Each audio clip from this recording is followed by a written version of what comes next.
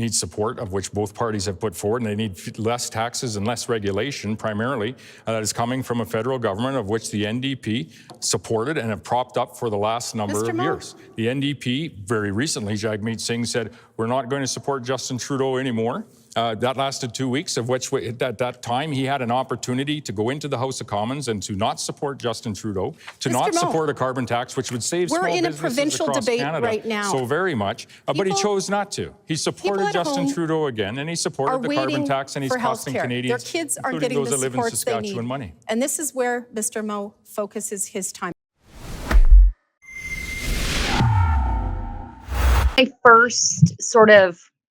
My first impressions of what I saw there. Scott Moe was your big uncle with all the solutions and came with all the numbers. And I'm not sure what Carla Beck actually brought to the table. I actually really enjoyed the moderator. I feel bad for making fun of her because I thought she was great. She didn't interrupt anybody. I think the leaders sort of kept themselves on track. Carla Beck was doing a fair bit of interrupting, though. And I really, as an Albertan... That's not true. That's not true. That's not true. That's not true. I actually liked seeing it in the... I liked seeing it in the legislature. I thought that was beautiful. You don't often see that. We should do more of that. I'll turn it over to you. This is your province. What did you think?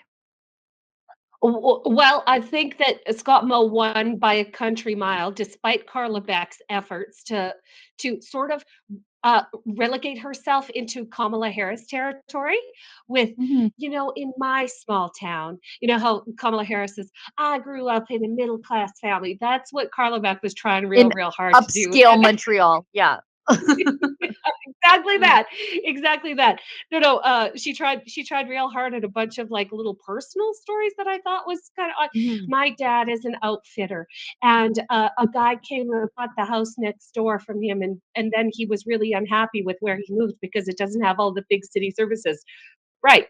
Because it's a small town. So you got to expect that when you move into a small town. Thank you to all that have joined us at our provincial legislature this evening. Tonight you heard two very different plans for our province of Saskatchewan. The Saskatchewan Party plan for a strong economy and a very bright future, and the NDP plan that will mean higher taxes for you, and it will mean decline, loss, and closure for our province, just like the last time the NDP formed government. Our plan will make life more affordable for students, for seniors, for homeowners, for families, and for everyone that lives here by reducing your taxes, leaving more money in your pockets for you to spend. The NDP plan is going to take your money so that they can spend it. Our plan will keep our economy growing, more jobs, more opportunities, more investments, and more export opportunities. All of these things make our Saskatchewan community stronger. The amount of times that she said, that's not true, and just snarked at him was wildly annoying. That was wildly annoying. And she showed herself to be mostly just disrespectful. I love that he went hard on her budget and said, like, it comes up short. Listen, where is all this money? She's going to give $2 million to healthcare, or $2 billion to healthcare. She's going to hire, 8 billion more teachers. She's going to do all of these things, and yet cut taxes, cut fuel taxes, cut PST. Where is all of this money going to come from? Scott Moe for the win for this one. I'm just calling it for him. Scott Moe for the win. He came off as more polished and poised than I thought he would. Yeah, I thought it was a great performance by Scott Moe. Yeah, Scott Moe normally leans into his like regular dad folksiness, and he was like your uncle, the businessman, today. And I really liked that. I like both Scott Moes, of course. But when she was going to come across, like he knew she didn't have the numbers to back up the things that she was saying in her platform, and so he came with the numbers. Every bit of this debate, there was not a point at which he didn't have a number to just like pull out and lay down on the table. The NDP plan will simply take us back to a time of decline, loss, and closures, losing people, jobs, and opportunities to other provinces, closing schools and hospitals, and raising your taxes, just like the last time they were in government. So you have an important choice to make on October the 28th. Saskatchewan is a great province, and we have come so far together in the last few years. There is more work to be done for sure, and the Saskatchewan Party has a plan to get that work done.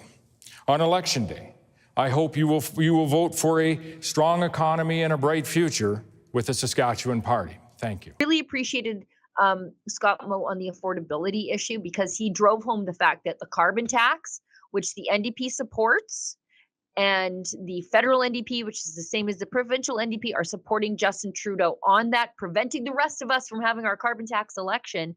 He said when they touched on the affordability issue, which is a losing issue for Carla Beck, because Saskatchewan is deeply affordable, comparatively speaking. But the carbon tax is one of the single largest drivers of inflation, and she supports it. And Scott Moe pointed that out. That's right. You can't get away from those relationships with the provincial NDP and the federal NDP, and the federal NDP's relationship to the federal Liberals.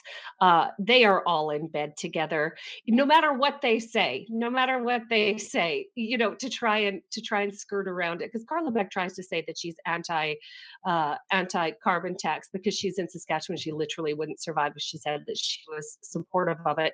But they are all in bed together, and it is because of their complicity that we are suffering in the way that we are in Canada. And so I was so happy to see Scott Moe go after them the way he did, tying up those little relationships in a neat little bow and saying, none of us are going to escape this until there's a change in the federal government. Regions of this province that are being left behind. One of them is the federal government. That we are seeing job losses, supports. business loss. Mr. Moe, that's not true. It is true. Well, it's absolutely we saw not Jagmeet true. Singh come out a few weeks ago, say he was not going to It's support Justin absolutely Trudeau. not in true. 2 weeks, the first Mr. Moe, people in this province right now want to know about jobs. They want to know about remind you to get healthcare. back on They want track to on know the about debate. education. I also really appreciated that Scott Moe did the joke. He did the joke. He said, again, Uncle Scott Moe knew all the statistics. He said, look, we create a new job in Saskatchewan every half an hour. And then he said, we'll create 2 in Saskatchewan while we're talking right now. That's the Scott Moe track record. But when the NDP were in charge, they did create a job every half an hour. They did it in Alberta. And that's the joke. That joke has been around forever. And she just walked right into it like a big old leg snare. We need an all-of-the-above approach to ensure that all sectors in this economy are thriving, and the benefits, the amazing opportunity, is available to all people in this province, not just a select few. That has been Scott Moe's record. 17,000 people getting a job this past year are not a select few. That's creating a job every 30 minutes. In fact, by the time we're done our debate tonight, there will be 2 jobs created in this province. I would say under the NDP, there was also a job created every 30 minutes, but the challenge was it was in Alberta and our children had to move there to get that job. Things have changed. Saskatchewan now is creating jobs right here by attracting that investment. That is going to continue should we have the honor of forming government on October the 28th. Just like that. Just didn't even see it coming. No. Well, that's what happens when you don't listen. That's what happens when you don't listen and you say, that's not true. That's not true. That's just not true. That's not true. It's not true. No, she didn't have many better arguments. No, I thought it was, I thought the pronoun thing would be such a huge issue in this. I thought it was completely absent. Glossed over. And that completely shocked me because of how hard the unions are on this. And it is one of the things that the NDP are completely divergent from the Sask party are on. But this debate was led by journalists who I think read the tea leaves. Oh, hi, it's Ezra Levant here in Toronto with an important message because we need your help. Independent journalism in Canada is under attack. Government censors, big tech deplatformers, and the dying legacy media are all working together to maintain exclusive control on the information you receive. They don't want you to hear other voices like ours, and they really don't want you to be informed and to think for yourself. That's why the work we do here at Rebel News is so important. Our on-the-ground reporting, independent news shows, and special content you won't find anywhere else. It's all designed to give you trustworthy information and alternative viewpoints so you can decide for yourself. We don't get government money. And we are not owned by some big global conglomerate. We're funded by people just like you, so please support independent journalism and help us continue our work by subscribing and becoming a Rebel News Plus member today, right here on the page. Go to rebelnewsplus.com. Members get instant access to all of our shows, invitations to exclusive events, and access to our premium content like live event footage and documentaries you won't see anywhere else. Only Rebel News Plus members can join the conversation by participating in the comments section of our new website. That way you can have your say too. More than anything, though, you'll be able to take pride in supporting real, honest journalism, and you'll help our talented team continue to do the work to push back on the establishment. We really can use your help. We need it, in fact. So thank you, and enjoy Rebel News Plus.